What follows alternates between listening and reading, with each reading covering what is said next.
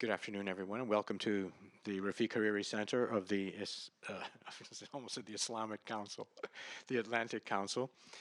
It's a very special pleasure to be with you today. I'll be here briefly. We'll have to duck out to another event, and I'll switch back and forth. We'll have Secretary Albright and Steve Hadley in the next room, working on our Middle East strategy project that many of you know about.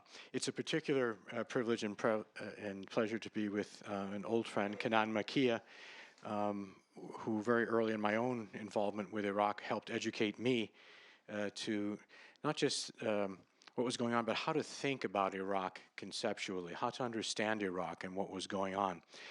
I've found very few true public intellectuals of the Arab world who have been able to help the outside Arab world understand in a deep sense what's going on inside and how to interpret it, and then to engage with Arabs themselves and Iraqis themselves in particular, with all the psychology, all the history, all the civilizational issues that have gone on, and words that I will use because Professor Makiya himself has the cruelty.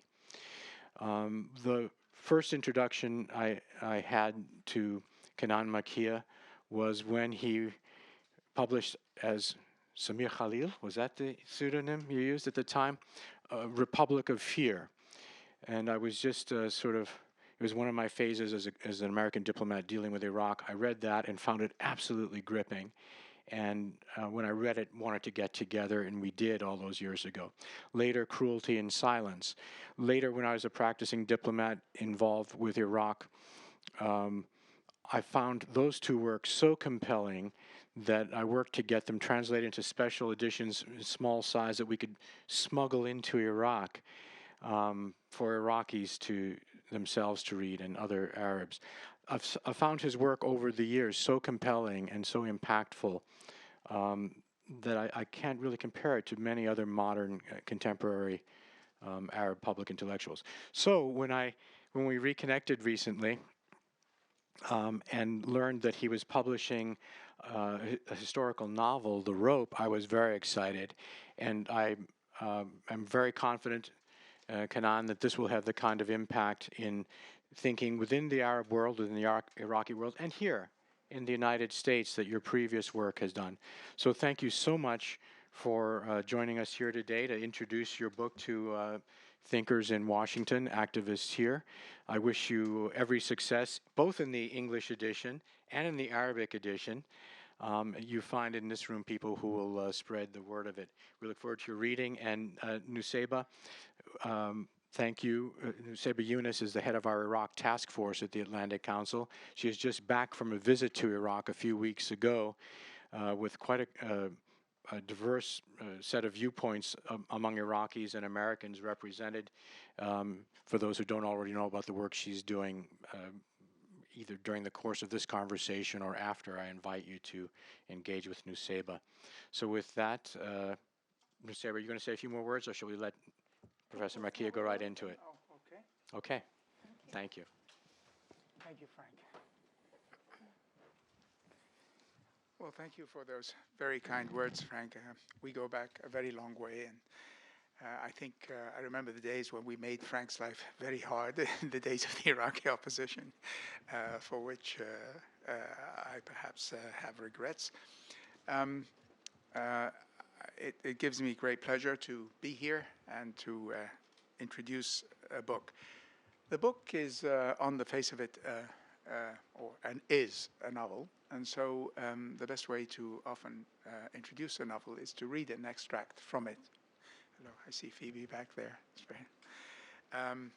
So I will do that. So in order to situate you in the book, I'm reading towards the end of the work of fiction, when my central narrator, who is a militiaman, young militiaman in his mid-20s, of the Army of the Awaited One, the kind of meaning of Jaysh al-Mahdi, translation of it. But that's the phrase given in the book to the militia that he joins shortly after the downfall of Saddam Hussein in April 2003. So he joins the militia, as as we all know, tens of thousands, if not hundreds of thousands of young men did at the time. This is the very first militia of its type to be formed post the fall of the regime. So it carries a certain significance, and it is the font from which many other militias were in due course to split off and organize themselves. He is a young man on a dual quest. The first part of his quest is one that he shares with many Iraqis, that is looking for what happened to his father, who disappeared during the uprising of 1991. That is an event shrouded in mystery or in secrecy. He is also looking, as so many Iraqis did post-2003, for the remains of his father in order to be able to give him a decent burial. Connected with that is another quest that is of a mysterious corpse that he finds in an alleyway very near his own street that he lives on in the city of Najaf. This young man is from Najaf. Much of the action of this story occurs in Najaf, in between Najaf and Baghdad. And he, a mysterious,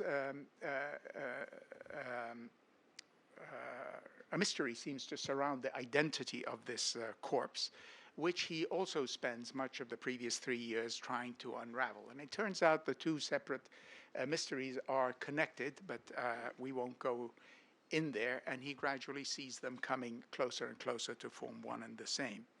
So we're at the very end of his quest. He has just identified, he has just become crystal clear sure of who was responsible for the killing of this particular man whose corpse he found outside his very close to his neighborhood. And it is a great shock, a great sense of disillusionment and despair strikes him as a result of this, because it is none other than the leader of the militia that he himself has joined in 2003. So it's in that mood of shock, and a few days before the actual hanging of Saddam Hussein in December 2006, in which we are going to meet him, as it turns out, by coincidence, he is handpicked to be on the guard that accompanies Saddam, that receives the tyrant from his American captors on the day of his hanging, hours before his actual hanging, and he spends a couple of hours with him in the cell, where he learns a few more details about his father's disappearance, but that is not part of my reading today. So we're at the very end, just before he joins the tyrants in his cell, day or so before, having just found out what happened. I left the judge's office and exited the thicket of concrete barriers out of the green zone, walking past the Ministry of Planning across the Bridge of the Republic to Liberation Square. I just walked the streets that day, shoulders drooped and head hung low, as though staring at something interesting in the dirt or concrete sidewalks. Bits and pieces of the last 4 years, in pictures and snatches of conversation, were washing over my conversation with the judge, seeking to find some sort of foothold in my brain. Why had Uncle said Sayyid Majid was an American agent? He knew he was buried in the holy shrine next to his father, 2 meters away from our patron saint, the Imam Ali. How could he allow an American agent to be buried in such a holy location? After talking with grandfather, I had to conclude Uncle never really believed Majid was an agent. Mother knew Sayyid Majid personally. She knew the kind of man he was. Had word reached her of his return before I stumbled upon his body? Did she know it was he lying in the alley on that fateful day? Oh, she already suspected Uncle of something, but of what? The judge said Uncle had nothing to do with the murder. Still, Mother could have suspected him of the deed. And why did she not tell me? Why did she not tell me Sayyid Majid was a dear friend of Father's? Perhaps he officiated over her engagement. Perhaps he was the Sayyid who signed their marriage contract. Grandfather thought Sayyid Majid was an honorable man. But did he know who killed him? No doubt he suspected the House of Sadr, as did many people in Najaf, all of whom kept quiet. As for Haider, who knew what I knew when I knew it, he didn't think twice about Uncle's being on the scene, or for that matter about who killed Sayyid Majid or why. Deep down, I don't think he cared. No one cared. The governing council had Kurds and Sunnis and Turkomans and Christians amongst its 25 members. None of its 13 Shia members wanted to wash their dirty laundry in front of the others, so they did not allow the subject of the killing to be discussed inside the governing council. A private affair, the non-Shia members would have said. True, we all knew Sayyid Majid to be a good man, but what business is it of ours if they don't want to hold anyone accountable for the murder of one of their own? More important matters of state were at stake. All 25 would have known who killed Sayyid Majid. The Cabal of 13 knew much more than the rest of the governing council. They knew that all the little details in the file prepared by the judge were true, as did the National Security Advisor, the Prime Minister, and the former President of the Governing Council, all of whom had personally negotiated the suspension of the arrest warrant and were the architects of its later quashing. When they came to power the following year, they concocted a new file, a file they knew to be a pack of lies. They did these things because they had deals to make with our Sayyid that involved stabbing each other in the back in the Governing Council. They needed our Sayyid to approve of their way of handling the cover-up. It would make them look good in his eyes. If only they knew the contempt he held them in. Perhaps they did, and it did not matter. In the wake of the American war, which they benefited from the most, they worried about the consequences for their right to rule if the truth about Sayyid Majid should become known. Disgrace would fall upon them if the world knew one of their own had butchered the other and tossed his body into the street. They could not afford to lose credibility in the eyes of the occupier or in the eyes of the world, which was following everything like a hawk. How could the occupier hand power to men who had so blatantly disregarded the rule of law, the rule of law that they had called for while the tyrant was still in power? And so, the 13 conspired to cover up the murder, to prepare a phony file in order to pretend to the world that their house was in control of itself, even when it wasn't. The original file the judge had prepared remained dangerous. In the hands of the House of Hakim, it could be used to blackmail and discredit the House of Sadr, which had denied them the influence over Iraq's Shia that they had taken for granted. That is why Uncle had to have the judge's file. He needed to deal with the evidence it provided before it fell into the wrong hands. I never reported back to Uncle on my visit to the judge and did not tell him the things I now knew. I did not want what he might have done to be on my conscience. The Cabal of 13, the Third Governing Council, and every formerly exiled minister and advisor in the Shia-led governments that followed the war knew who Sayyid Majid was, held him in the highest esteem, counted themselves among his friends, but nevertheless chose to cover up his murder. Forced to confront the evidence, they would no doubt have appealed to lofty ideals which they were compelled to place first, ahead of their personal morality and their obligation to Sayyid Majid and his family. It was, after all, a noble lie, they would say, undertaken on behalf of all of Iraq's Shia. They would point to us, to men like Haidar and myself, and say, see, they are alive. We lied and we covered up in order to save them. It was all for them, only for them. Everyone went along with that. Of course, the occupier always knew who killed Sayyid Majid, issuing an arrest warrant because of it and then suspending it after the Cabal of 13 clamored for it. The American military commander of the Holy City knew who killed Sayyid Majid. Paul Bremer knew. Presumably even George Bush, Tony Blair, Donald Rumsfeld, and Colin Powell knew. Sayyid Majid had put his trust in them as well. They were his allies too. Why was everybody conspiring to pretend that a dead person did not exist and a murder in the shrine of the Imam on the day of the fall of the tyrant did not happen? Did they think the judge was naive and old-fashioned because he, like myself, did not know what was going on and thought it his duty to find out? The judge did not realize the enormity of what he was uncovering, even as he was uncovering it. Truth is like that, often uncovered by those who are least aware of what they are uncovering. His colleagues at work in Najaf had a better sense of what was going on. They were the only other honorable men in this affair because they respected their colleague and wished him well, and if they too did not want him to dig deeper, it was because they were afraid for him. All this evasion and fear began with a killing. one that boiled down to the hatred our Sayyid bore towards his peer from the house of Hui. As the judge said, here were two sons of greatly revered lineage meeting in the holy city on a most auspicious day for their country and their community. Their respective houses had shaped the spiritual life of the Shia, not only in Najaf, but wherever there were Shia walking the globe. Was it the decades of competition over funding for students? Or the petty quarrels over who had sold out to the tyrant? Or the spiteful jealousies between Arab and Iranian that came between them? No doubt, the ideas of the fathers had poisoned the minds of the sons.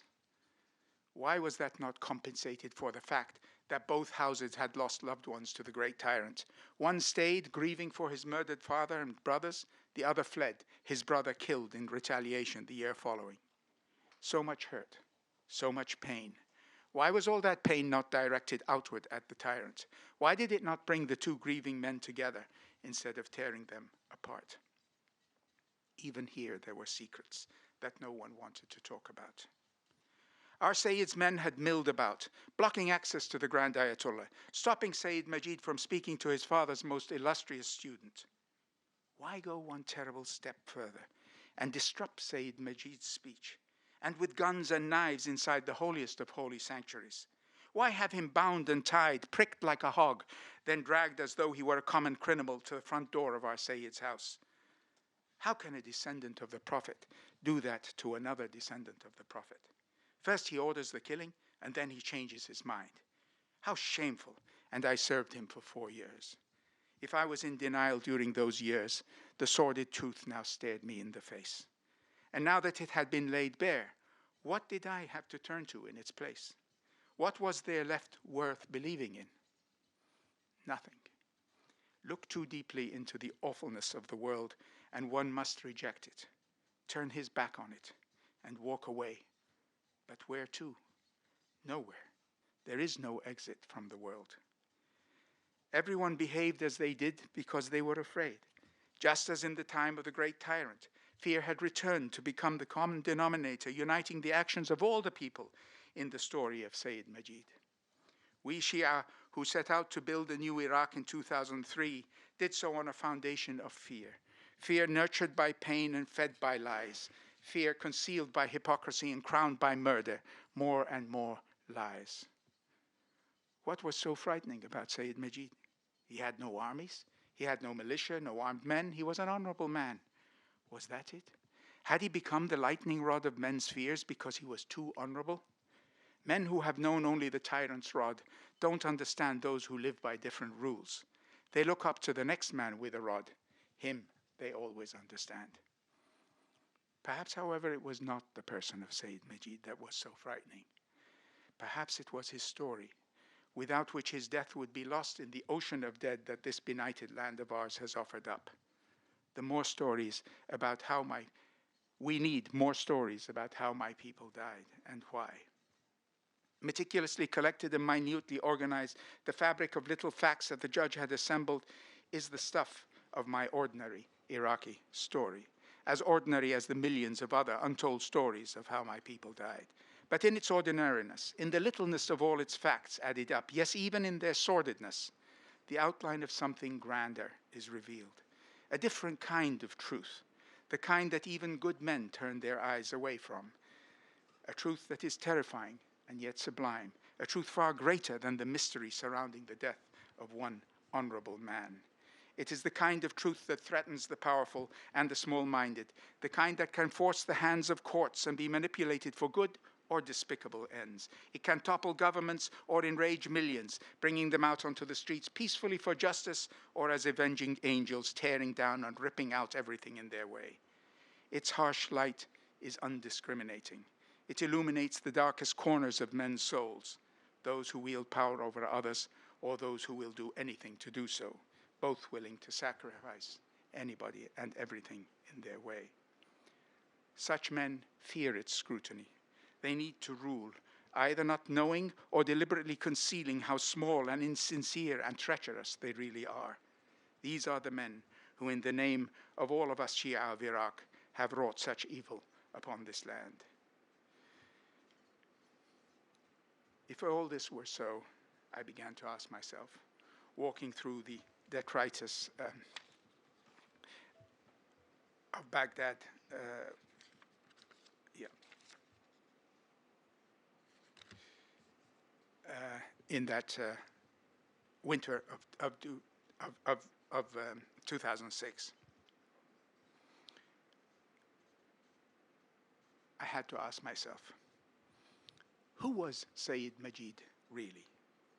Who was this man whose death could stand in for so much? He's not just one specific man who met an untimely death like so many others.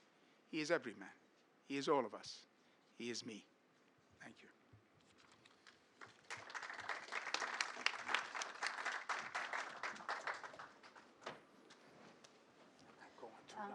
Thank you very much for that. The murder of Sayyid Majid al-Khoury is a central trope that runs through the whole of this novel. And in the personal note that you include at the end, you say Sayyid Majid is every Iraqi who allowed his patrimony to be betrayed by men claiming to be acting in the name of that new chimera of post-2003 Iraq, which was Shiite rule. What was it about the story of Sayyid Majid al-Khoury that you think made him such an appropriate symbol for every Iraqi who felt betrayed by the post-2003 order? The cover-up. Yeah. The cover-up is more important than the killing itself. The scale of it, the fact that he began with all of the way it began inside the governing council, and then the success of the cover-up. I mean, here is a story that succeeds in being covered up, so to speak, but everybody knows what really happened. It's that climate of both knowing and hiding, secrecy and lies, that essentially becomes, in an organization, in a governing council, among the 13 Shiites of that governing council, for whom the language of the rule of law, the talk of democracy, whatever one may think of that, was the leitmotif of their behavior in the previous 10, 12 years. And I was with them, and I was part of it. So here was the thin end of the wedge of what was not only going to happen to one man, but what was going to happen to all Iraqis. And here is the real moral, as the narrator somewhere else asks himself, if this is what they do to one of their own, then what might they do to someone who is not one of their own? Now, of course, this is not personal. This is a representation. This is it's a symbolic representation of what was done to Iraq, the idea of Iraq, the splitting of that idea, the breakup of the idea, the unwillingness to defend something beyond your own confession, your own sect, your own religious, the members of your own group, and the unwillingness to defend something larger than yourself, namely called Iraq. And that idea of Iraq was abandoned with the greatest of ease, far too easy. And with its abandonment, I think the logical conclusion is the tearing apart of the country that we see today, and the state of affairs that results in Daesh controlling a goodly proportion of Iraqi territory, and hundreds of thousands of Iraqi dead. It all, in a sense, is symbolized. It's not explained. This is not a work of social science. It's symbolized by something, and that's why it was important to me. Throughout the novel, you talk about the foreigner Iraqis, those Iraqis like yourself who were active in the Iraqi opposition in the 1990s, who advocated for the war, and who went back to Iraq, presumably to try and build that country anew. Can you explain, I mean, the foreigner Iraqis come in for some pretty sharp lines in the novel.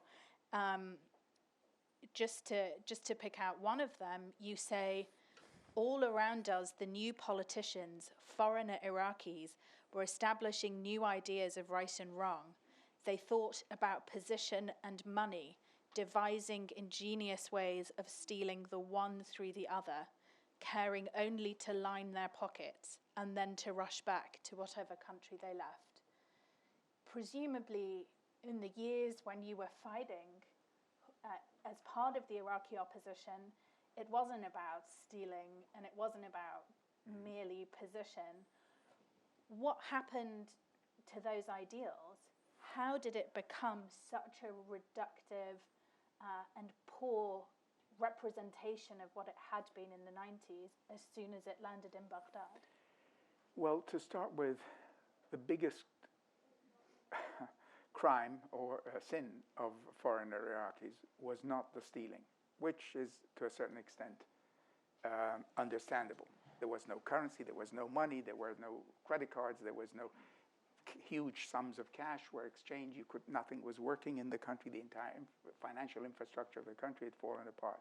Whenever you have circumstances like that, you're going to have even fuzzy notions of what corruption is. By whose laws even do you judge people? Do you judge them by the laws of Saddam on corruption?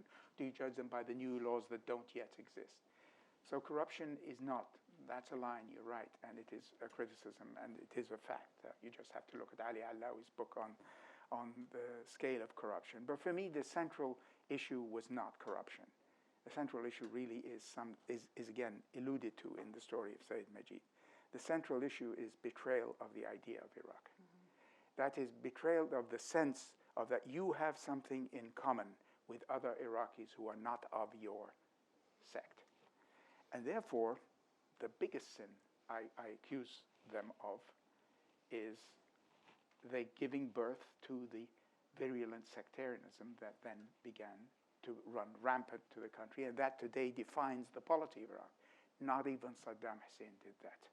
So that is a major criticism. And let me explain what I mean for a second.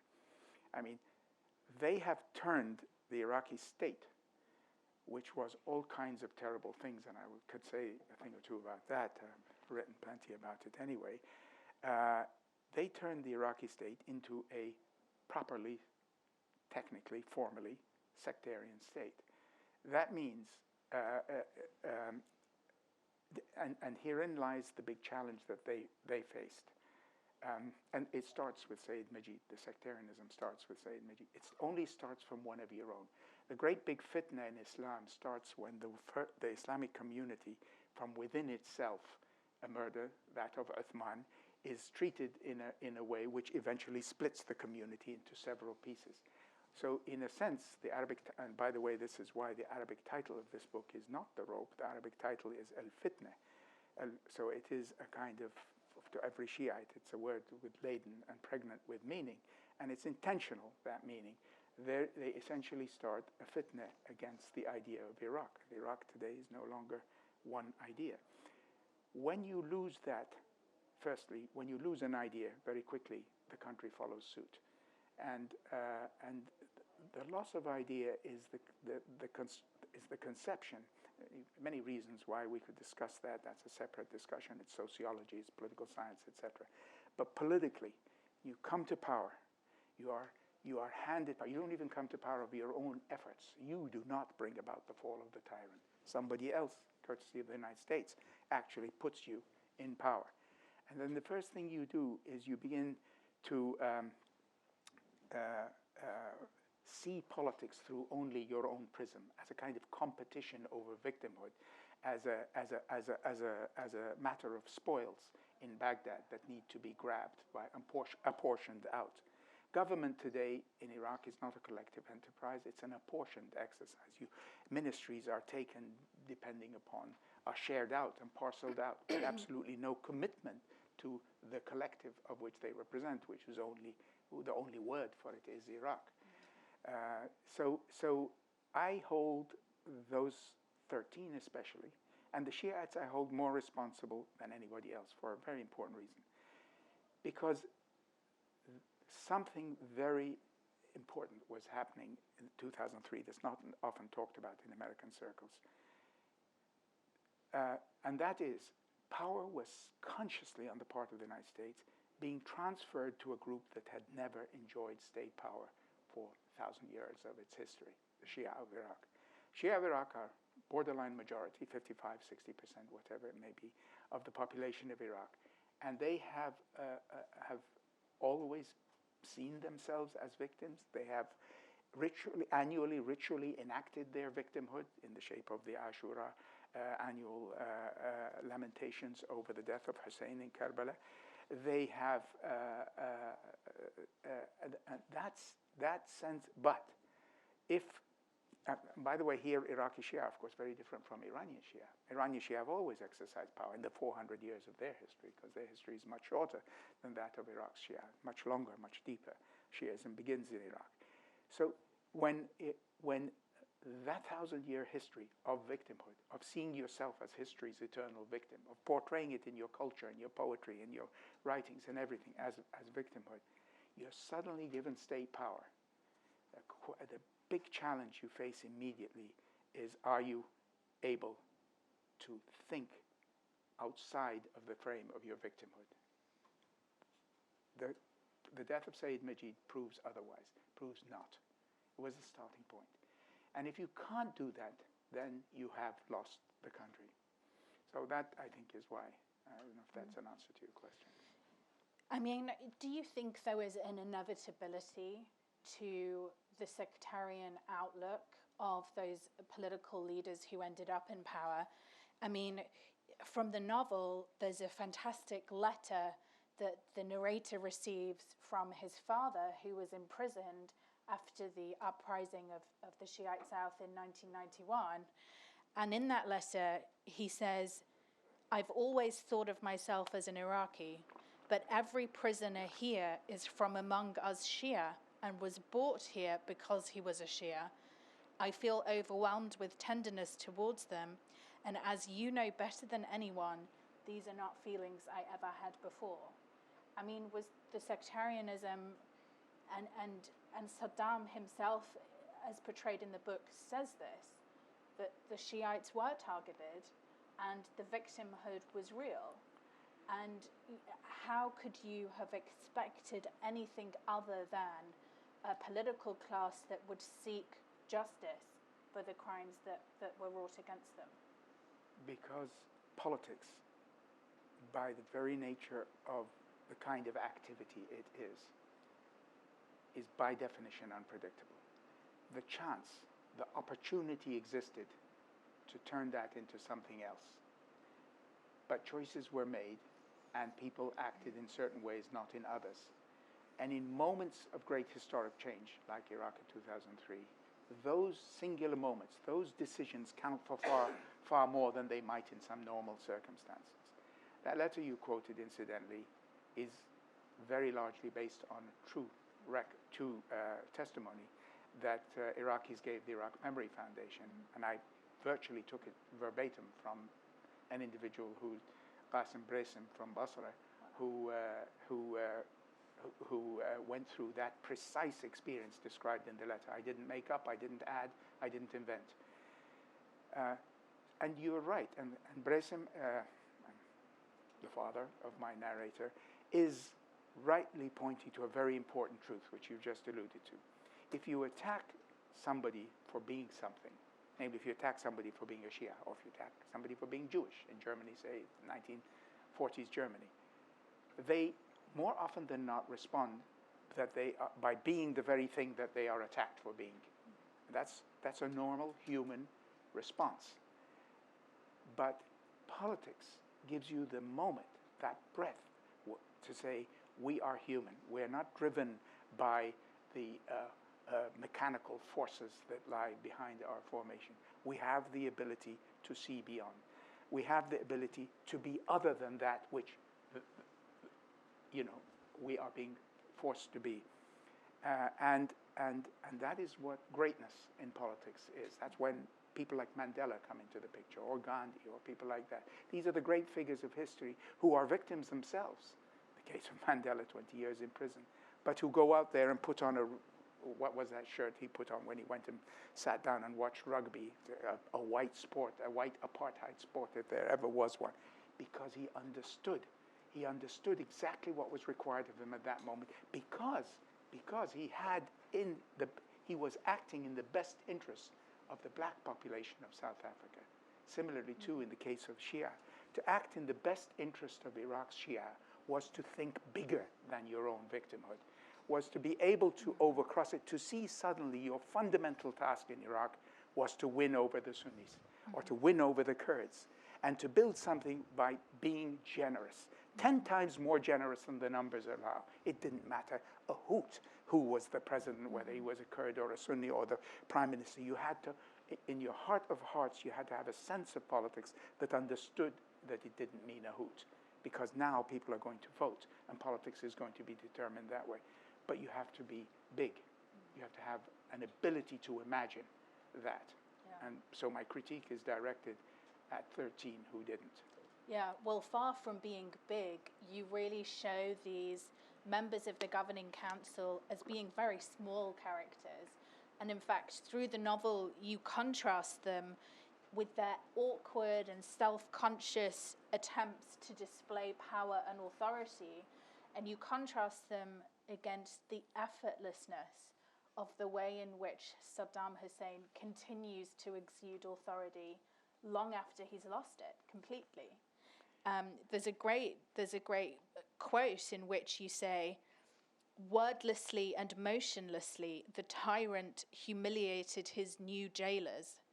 To our government officials, power was the chauffeured bulletproof vehicle, the size of their security escort, and the amount of noise and disruption the screeching wheels of their convoy could make, scattering ordinary people about the streets, people who would turn back to look at them with what the officials misconstrued as awe." Misconstrued as awe.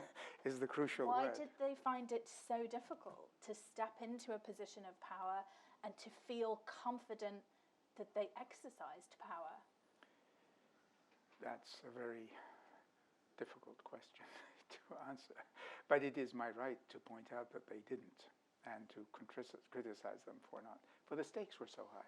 The stakes were enormous. The stakes were a country. Look at the stakes now. We're losing the country. The stakes were hundreds of thousands of people's lives. And the stakes were a transformation of a new kind of perhaps order in the Middle East. See, people say to me, what were the chances? Bill Moyer asked me in his in the Now show, this I think was February 2003, Mr. Makiya, you wrote all these dreams of democracy and stuff. I mean, really, come on, be honest. I mean, you wrote all these books about how terrible things are. What are the chances of democracy? So I always try to avoid this question. So I just talk about democracy being possible because I was arguing for the overthrow of the dictator, right? But he pushed, he wouldn't let go. So go on, give me a number. I want to know, is it 5%, 10%, 20%? So I answered in the following way, and I still hold by what I said to him back then in 2003, February. I said, Mr. Moyes, if there was only a 10% chance of success, I would be morally obligated to fight for that, to fight to make that 10% chance a reality. And so it doesn't really matter what the chances of success are.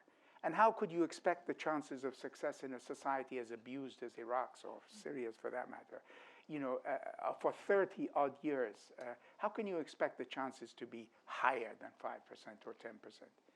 But, and if we all didn't act because the chances were so low, were 5%, 10%, I'm not talking about the United States acting or not acting. That's an entirely separate decision. I'm talking about me acting. So, or people like me, I mean, or, you know, many, you know, others like us, there were many of us,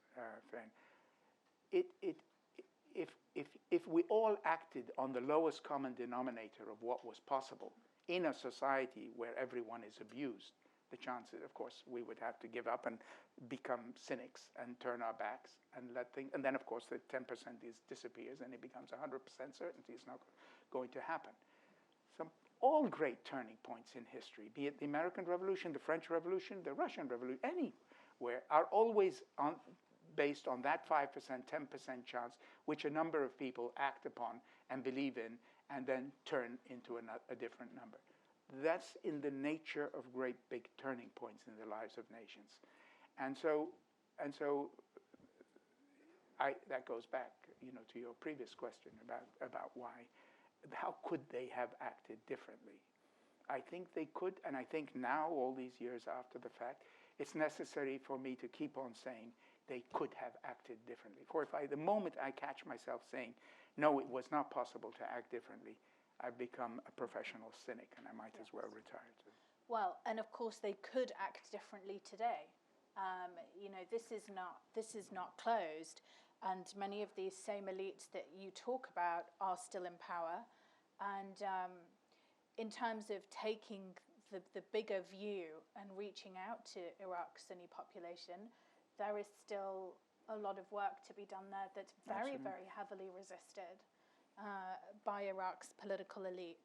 And I mean, the timing of the book is extraordinary, of course, because we see Muqtada al-Sadr ascendant again in Iraqi politics in a way that he hasn't been to this extent since 2008, perhaps. And your book really delves into his character and his appeal, which I think is something that's really worth trying to understand. I didn't plan for that. No, well, I don't know what kind of connections you have, but it's good timing. There's a great moment in the book where a man comes to Sayyid Sadr and asks him about the price of tomatoes, and the narrator's uncle gets very angry and, how dare you ask such a question of the Sayyid? And Muqtada al-Sadr answers by going into detail about the prices of tomatoes. It's not Muqtada, it's his father, Oh, it's Sayyid Sadr. Oh, I see. But the idea is, Same thing. it's about his ability to connect with ordinary Iraqis in a way that's so remarkably different from and is constantly contrasted against the so-called Cabal of 13, against those in the governing council who are so separate, closed away in the green zone, and are seen as very divorced from reality. Do you see that as still the biggest driving force in Muqtada al-Sadr's continued popularity and his ability to really put the kind of pressure on the political system that he did then with the cover-up of the murder of Sayyid Majid al-Khoui, but that he's also done last week, to finally get the Prime Minister to present this new cabinet? Well, Donald Trump is connecting with a certain sector of the American electorate.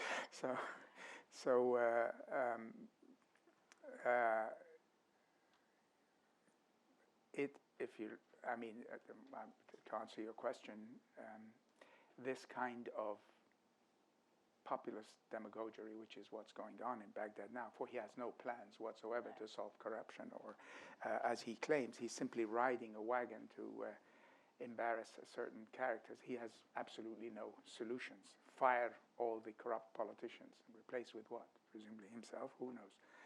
But in this particular extremely critical juncture of Iraqi politics, he has to be fought. I mean, frankly, if there were men of principle, if the Prime Minister thought he could stand up to him, and even if he couldn't stand up to him, go down in history as having tried to stand up to him, it's very dangerous what's going on in Baghdad, and not just because of Muqtada Sadr, because of the breakdown of the Iraqi state. See, one of the things we haven't talked about, and consequences of the abandonment, the throwing into the trash bin of history of the idea of Iraq, one of the consequences is the erosion of the state. We have a state that's a pale shadow of its former self under Saddam, or even under previous states. We have a state in full disintegration. Particularly at moments like that, you're going to get people like Muqtada, coming to the fore and with demagoguery undermining even further the state.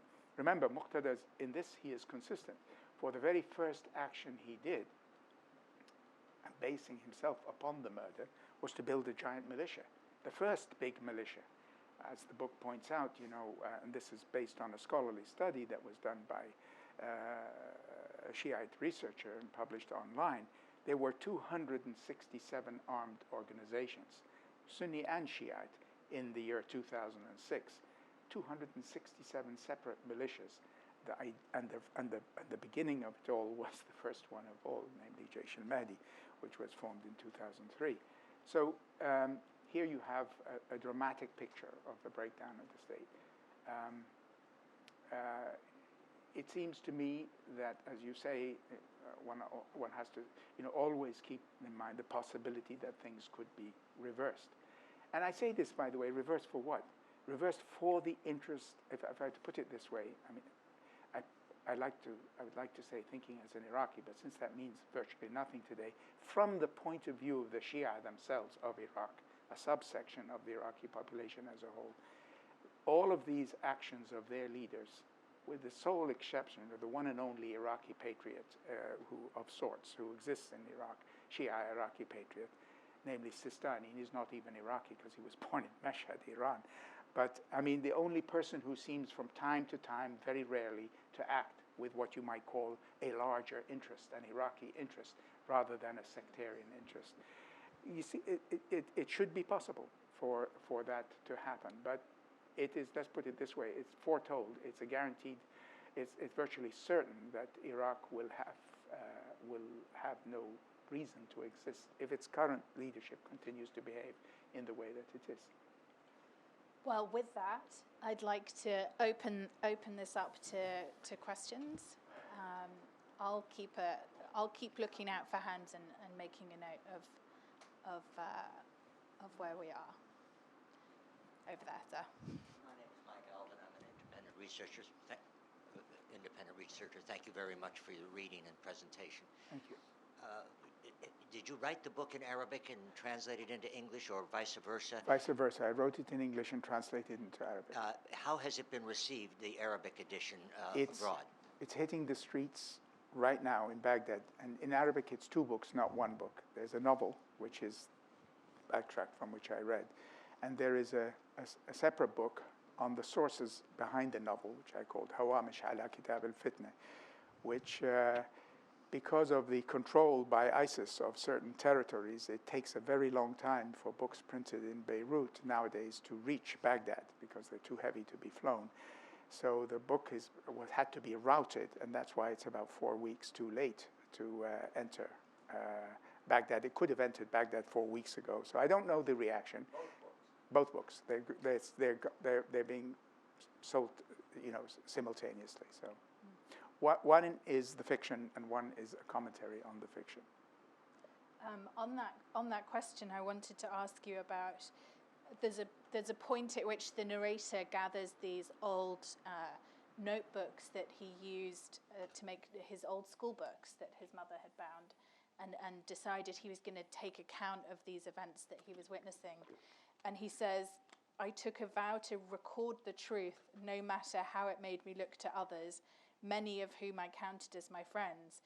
And at that moment, I really thought of you writing this, having been part of the opposition, talking in some places very clearly about particular characters. How was it to write this about people that you must have counted as friends? And how have individuals reacted to you? It's sensitive territory. So I only really got to discuss it at length with one friend who counted a lot to me personally.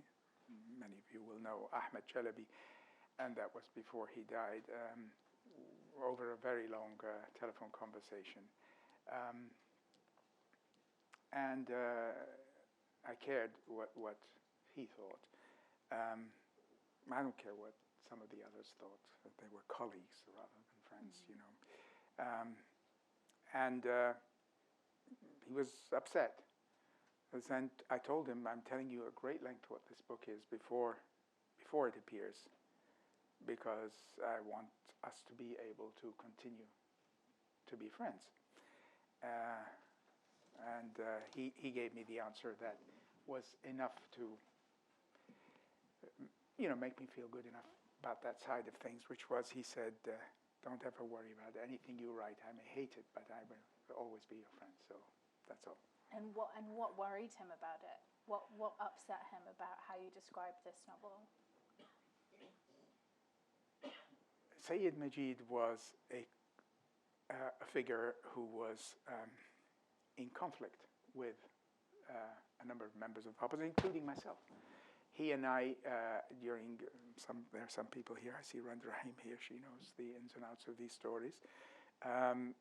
He and I were on opposite sides of a big discussion during a meeting of the independents in a conference of the Iraqi opposition in London in December 2002. And but see, this is not about political position. So there are people who can separate the personal from the political, and there are others who can't, and or who see the things to blend it together. So I insist upon the separation, and what can I say? I don't want to say what Ahmed said more than that. I mean, you say in the novel that not a single member of the Cabal of 13 seemed troubled by the fact that they'd covered up the killing of a man who'd been their friend. It's true. They went to his house, they had dinner, they kissed his hand, representing his father. So that part of it is true. Mm. And they say that they were doing it to prevent further conflict. It's always done that way in history. Yeah. Men always betray, supposedly, for a higher ideal. And in fact, it happened. I mean, the big debates over getting the Americans to suspend the arrest warrant happened during the fighting in Najaf in August 2004, when very, very many Shia were being killed. Muqtada, you will recall, took advantage of the absence of Sistani for medical reasons from Najaf, and his troops swept the city. And a major battle led by the Americans and them, and the tiny, newly constructed Iraqi army that was being put together.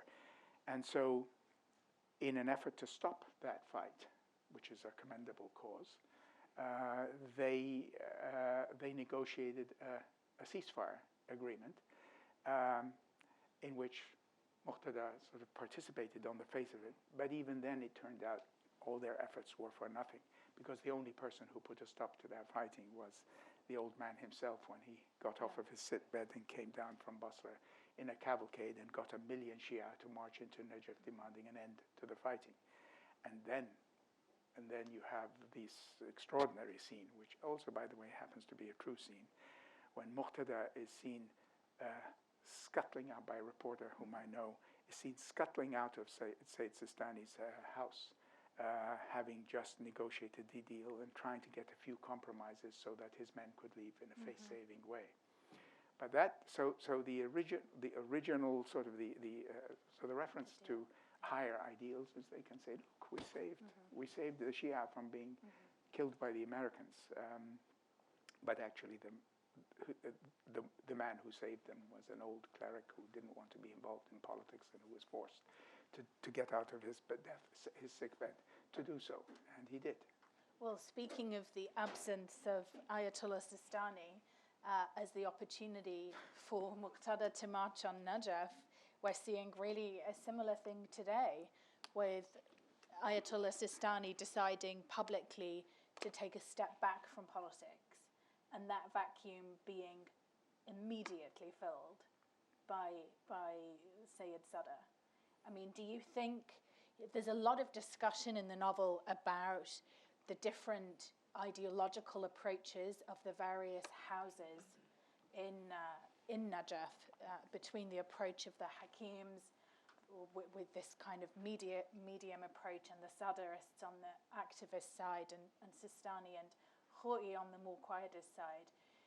Do you think, given the space that's allowed for these more extreme figures, that people like Ayatollah Sistani have a responsibility to step in and play this kind of national role, though they may be reluctant to?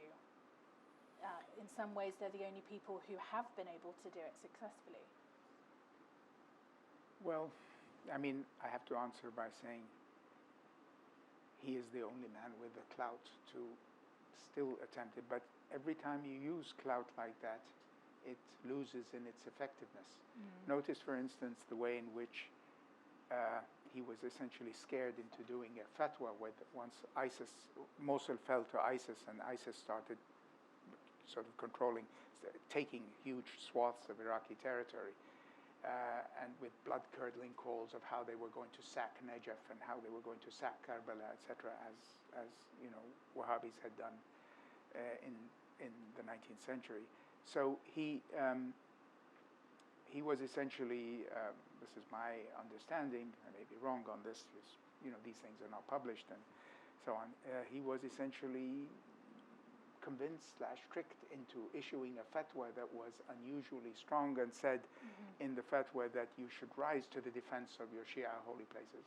Remember, for Ayatollah Sistani, that would be the single biggest thing. That is, if a sort of a barbaric organization like ISIS were to get close to the holy cities, all holds are off.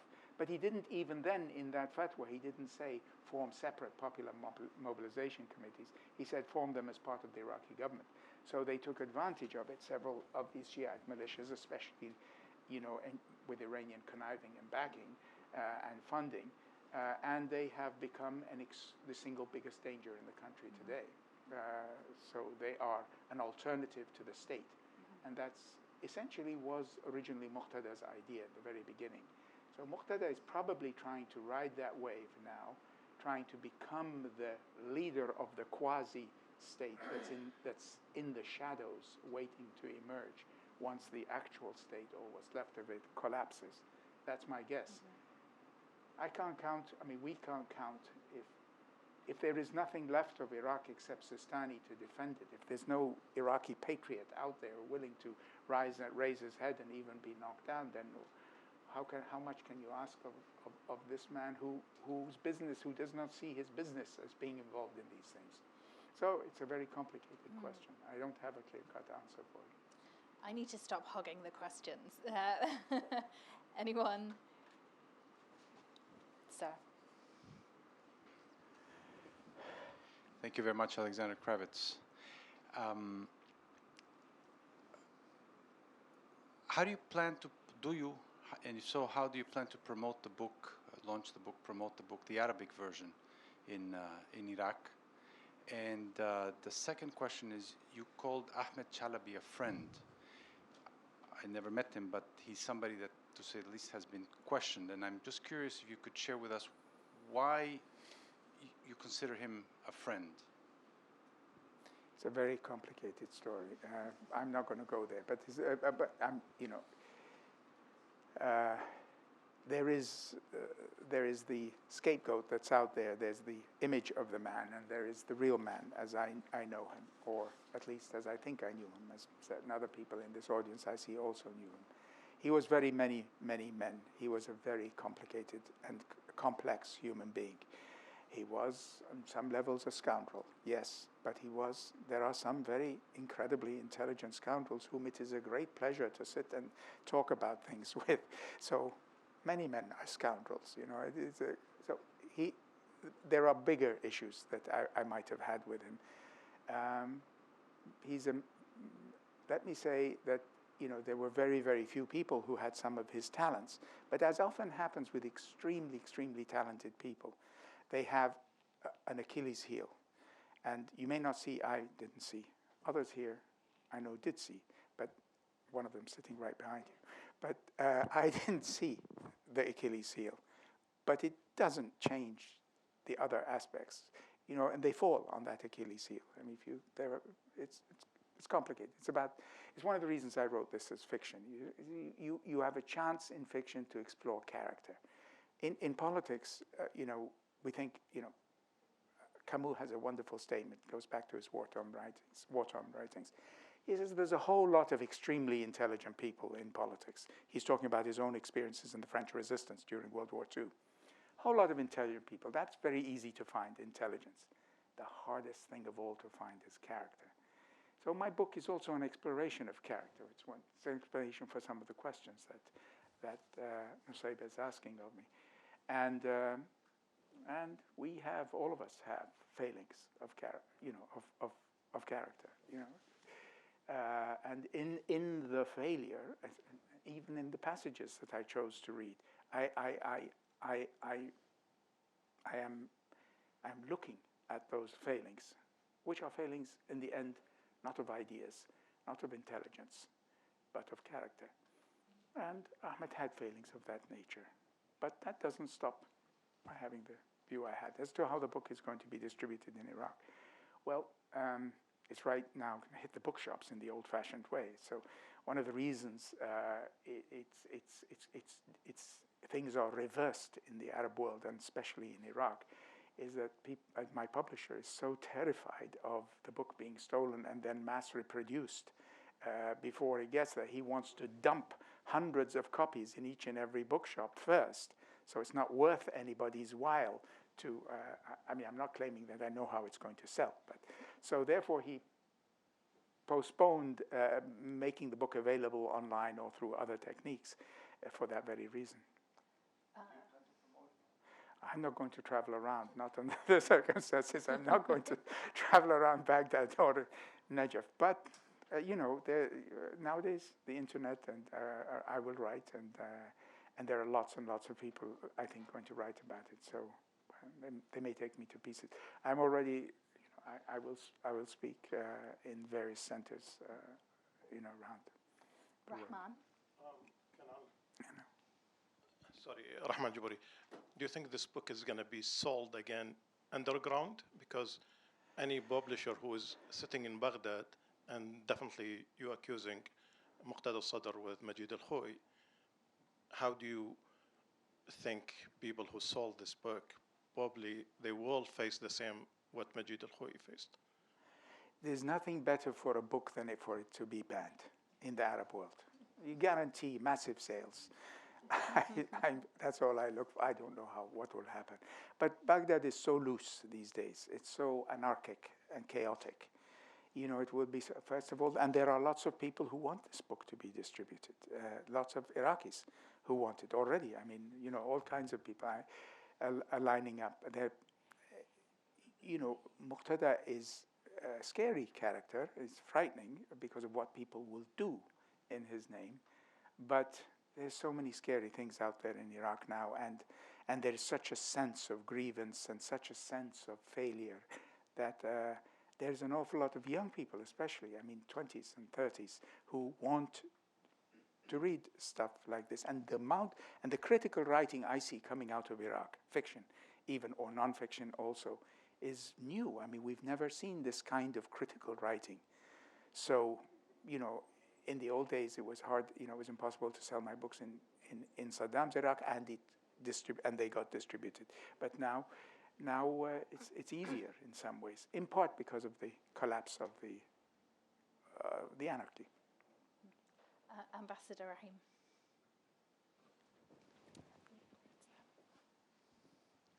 Rahim. Hello, Kanan.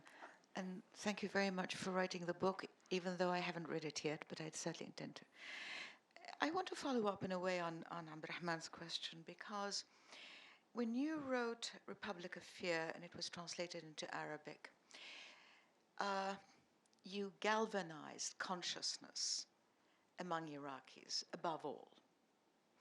And people, certainly I speak for myself and for others, really suddenly had an awakening because of that. And of course, the book was a bestseller, particularly with the 13 you're talking about. I know. This was, whenever they spoke about your book. I know. The question is, do you think this book It's fair. Can have, no, not fair. I'm sure you're fair. And even if you're not, they deserve it. But do you think this book can have the same kind of consciousness altering or attention focusing, be a catalyst for that among Iraqis inside Iraq? I'm not concerned about the 13. The question about the 13 is, will it shame them enough to do things differently? And the answer is, I don't think so. But with other Iraqis, when you wrote Republic of Fear, it wasn't just the so-called opposition that was galvanized. It was a whole lot of other Iraqis. So would you like your new book to become this magnet, this galvanizing catalyst for Iraqis? Who doesn't want? Do you expect it to? Okay, that's a good question. In my wilder moments, I kind of, when I'm daydreaming, going on a long walk, I daydream scenarios of that nature. But I honestly never wrote it with that in mind. You write a book because you feel you have to. I mean, for a very long time, I haven't written. And I felt a great burden upon me precisely because of Republic of Fear and everything else to write a book, the next book. And it didn't come out. I mean, most of this book was available in nonfiction form in 2007. I was unable to get it into a shape that I really liked, that I could find acceptable.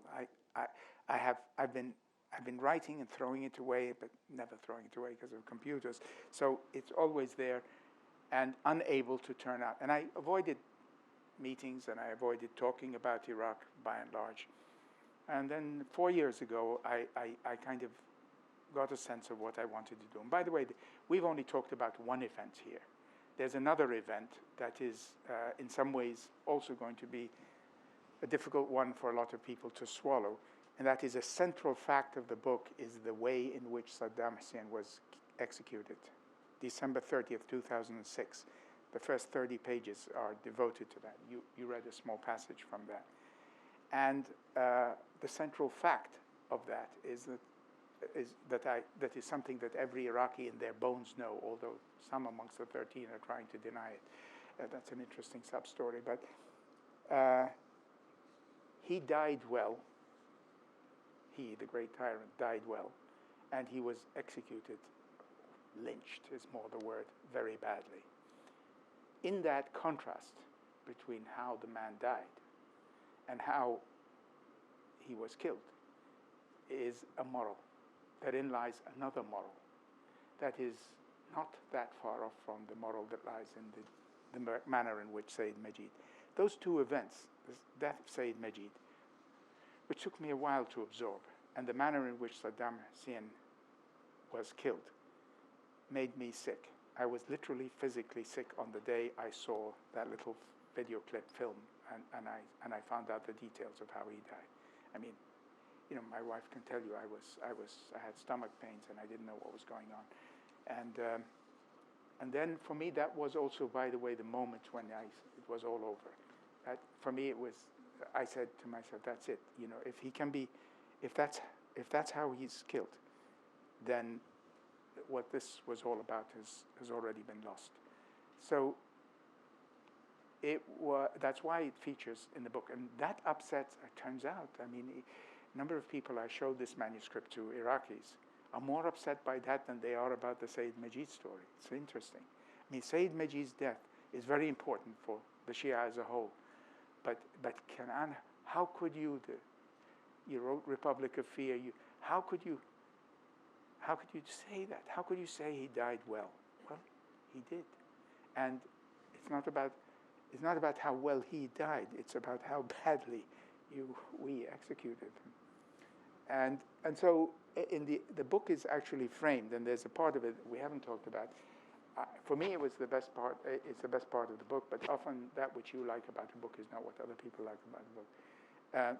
Saddam Hussein is the beginning of this book, how he died, and he's the end of this book. Because my young militiaman, whose tale you just summed up, goes and sits in a windowless cell in the holding room in the 3 hours that Saddam had between when he was handed over by the Americans to the Iraqis. He had 3 hours before they actually hung him.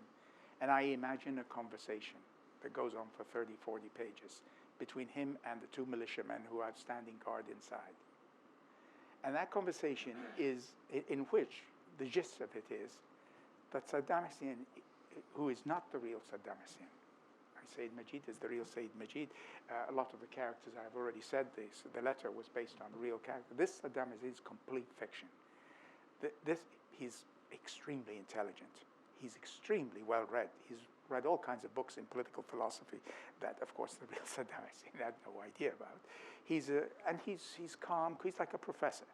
He's like, what's his name, this mass serial killer? Hannibal. Hannibal Lecter, sitting there lecturing to this young, naive young militiaman who's just had his whole world fall apart because of the part that I read.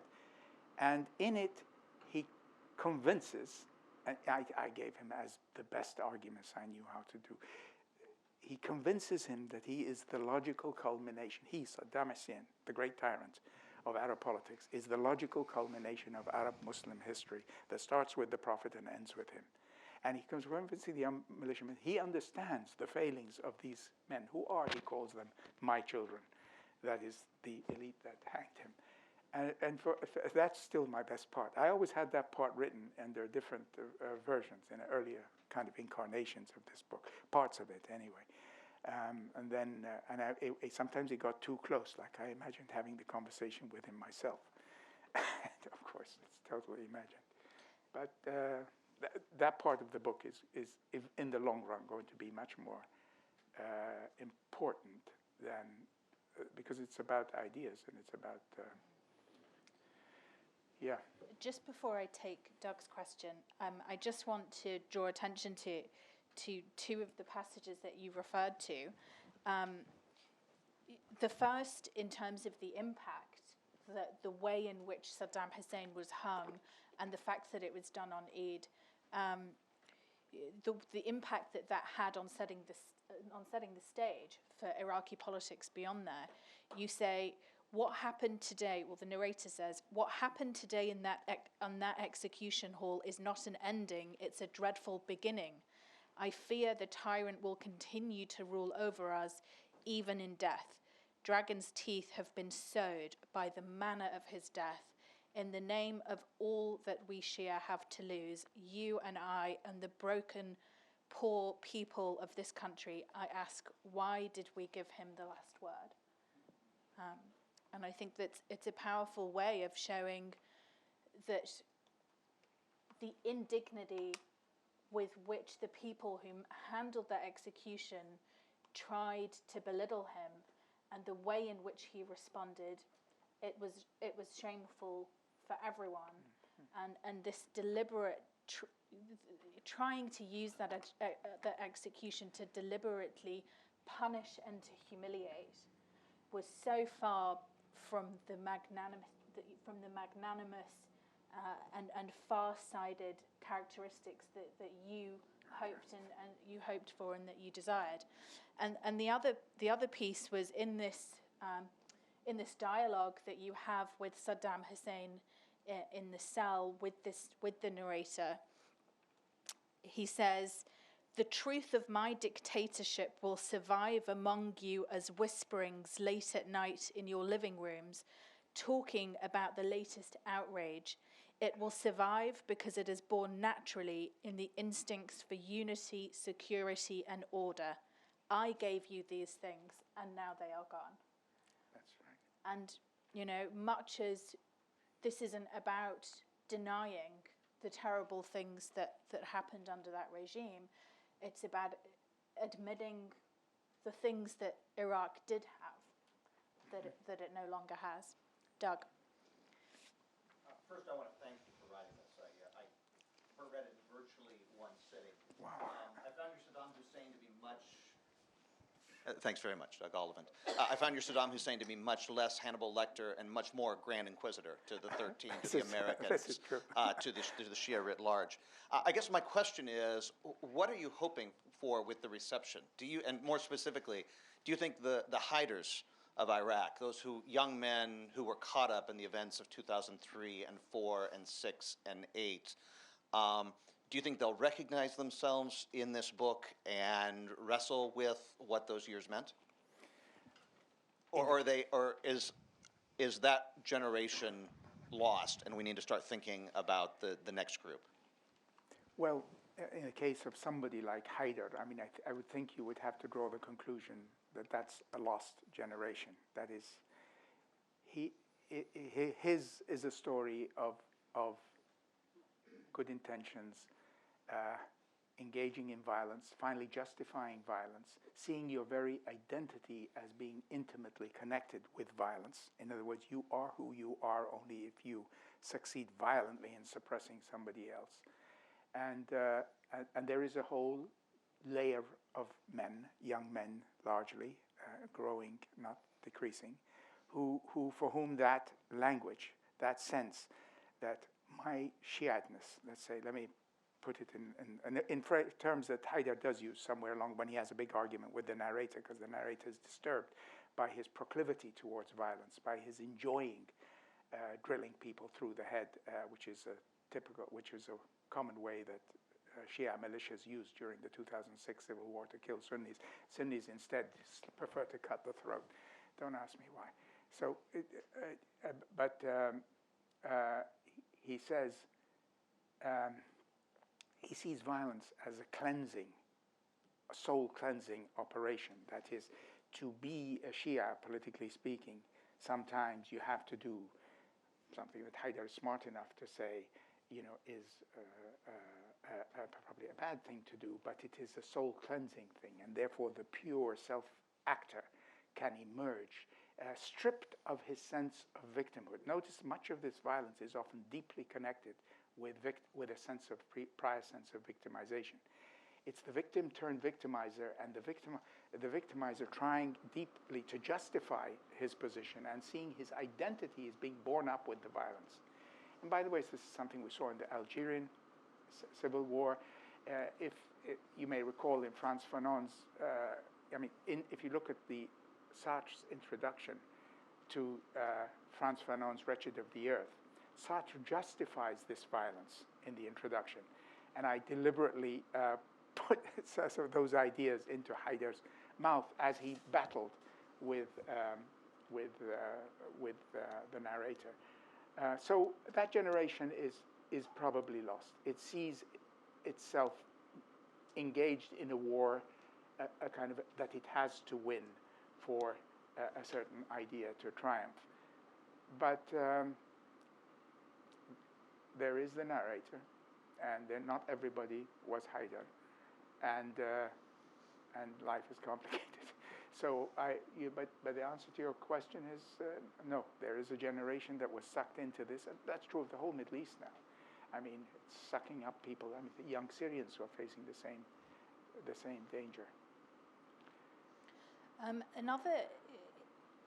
What I found really interesting in one of the few moments of dignity that you allow for your characters, you have Iraqis acting in a patriotic spirit against Iran.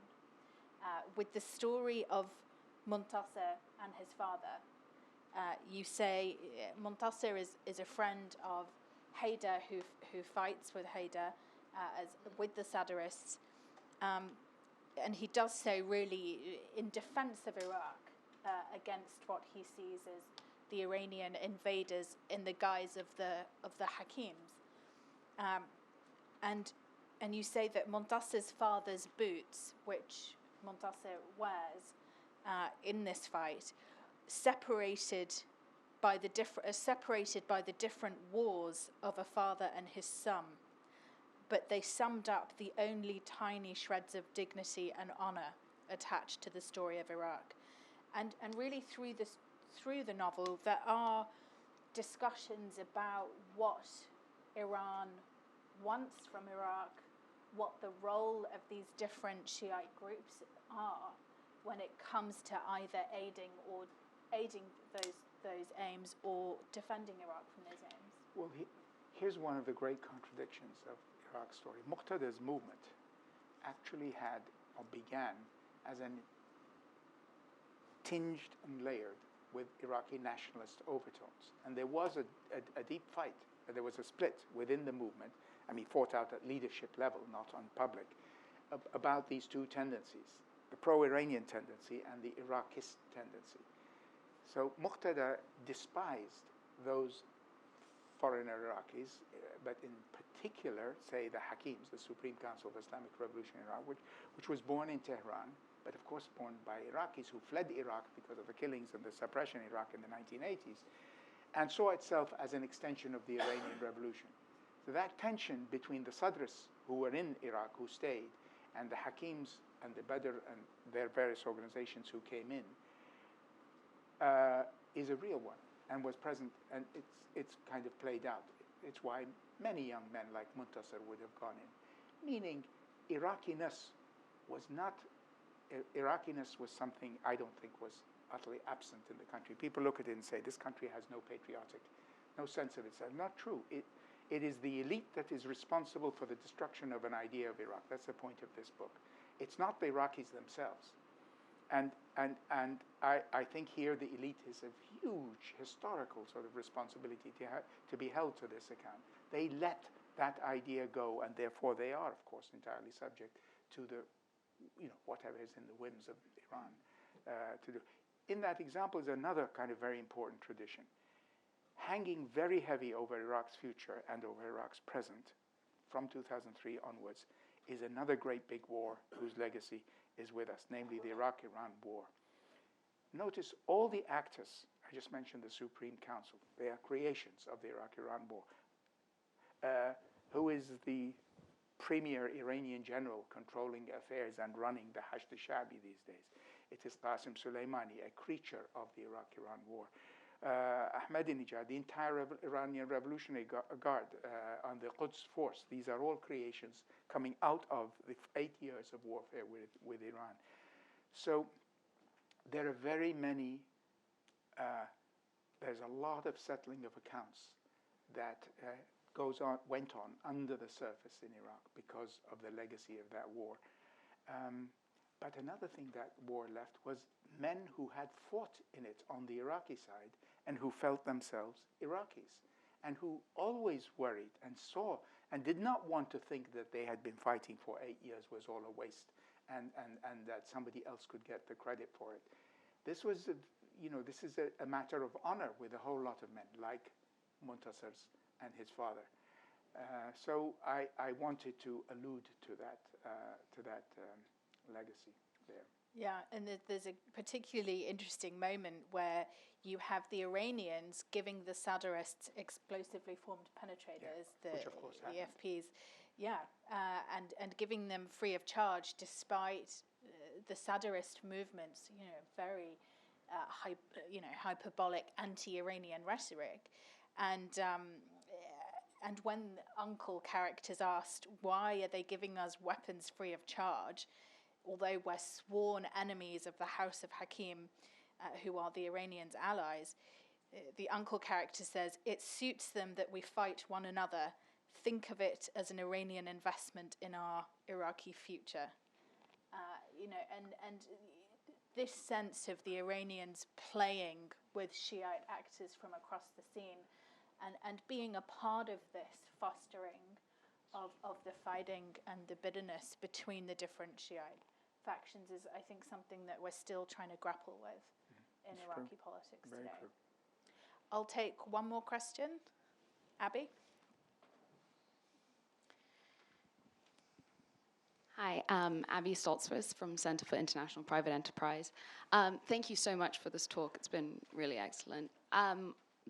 We've talked a lot about kind of Iraqi patriotism and the concept of victimhood, and I was curious because we have so many different groups in Iraq who now feel like they are victims and can all kind of share that victimhood in many different ways. But I was wondering where this Iraqi patriot is going to come from in Iraq, whether you see it kind of in the youth or how this change is going to come about, how we're going to bring together unity in the country. You mean in the future? In the future, yeah. I'm not asking you to solve all the everything right now, but I'm just curious on your opinion. Well, I think you put your finger on it. This is young people, 20s and 30s. If somebody else asked me who do I want to be an audience or readers of this book, I don't know if it'll happen, but I don't want it to be my generation that's only going to sit there and logic chop and recriminate with one another over what happened, what didn't happen. I want it to be these young people who don't know what happened in 2003 and who then at least can understand, perhaps understand where I'm coming from, and get angry, and start to look at the world through those prisms. But you know, you can never tell what happens to a book. But the point about victimhood, you know, if you think about it, you extrapolate, it's not just Iraq. The entire Middle East is made up of people who either are victims or think they are victims, or believe, and they may have been victims an extremely long time ago, like centuries ago, or they may have been victims in the past, but they're not in the present. But they all think of themselves as victims. I mean, the list is endless. I mean, we're not to leave the Iraqi scene. So we're talking about, you know, Maronites. We're talking about Shiites in Lebanon. We're talking about Sunnis in Syria. We're talking about Alawis in Syria too. We're talking about Kurds. We're talking about Arabs. I mean, add them all together. Druze, you know, Palestinians, Israelis, Jews. Everybody's point of departure in politics is their victimhood. Now, how can you, if you think about it, this is a really endemic problem of this part of the world. I mean, there's one thing, if you start from that, and it's got nothing to do with the truth of the matter. It doesn't matter whether you really are a victim or you weren't a victim, or none of these are interesting. What are interesting is what you think and what your point of departure on politics is. You think about it, that if that is the case, if there are so many people whose point of departure is their victimhood, you can never ever resolve, you can never ever go anywhere in this whole part of the world. It's a very terrible danger. And until there are leaders capable of rising above their victimhood, and I don't see why it's impossible. I mean, if South Africa can throw up such leaders, why can't the Palestinians?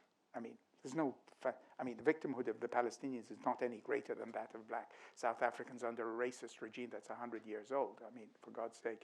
You know, I mean, it's not about how much victimhood. In fact, it is sometimes, sometimes a moderate amount of victimization is enough to create in you an enormous sense of the importance of your own victimhood and exaggerate it beyond all belief, so you become incapable of rising above it. Victimhood, thinking about it in politics, is a really important task. I mean, that centers like this and other should be doing, because it's the common denominator of everyone in that part of the world. Well, thank you very much for your time. Thank you for writing this extraordinarily brave piece of work, you know, that's just so honest and really gets to the heart of where we are today in Iraqi politics. Thank you. I invite you all to join us for a reception outside. We're selling copies of the book, and Professor Makiya will be happy to sign them for you. Thank you very much.